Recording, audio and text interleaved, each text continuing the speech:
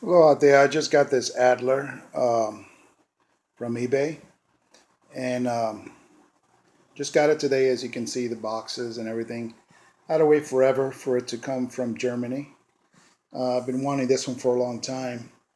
It has the straight, what do you call the keys have a straight strike to it, and it types as well. I'm going to have to probably re-ink the what do you call it?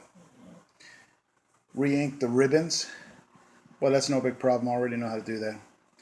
And just when I got it, just like to say that the drawstring was unattached. Thank God it was unattached and not broken, because it would have been a pain in the ass to rig up something new.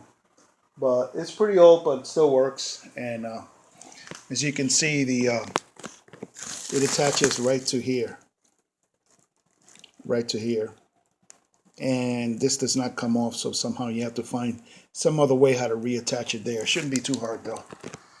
And it winds up around here, but it kept going up here for some reason, but because it wasn't inserted right. Whoever had this last didn't put the cord properly through there, so I fixed that. It only took me a few minutes, and now it's working good.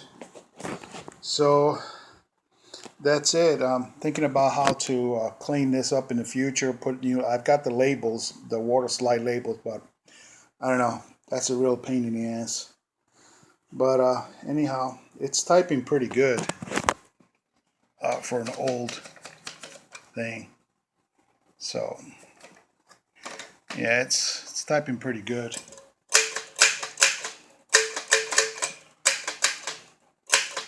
I don't like that clangy sound that it's got. I don't like that sound. It sounds like cheap, you know. That clunk, clunk, clunk. But I guess that's how they made them in Germany. Anyway, that's it. New Adler. A new specimen for my collection. Bye.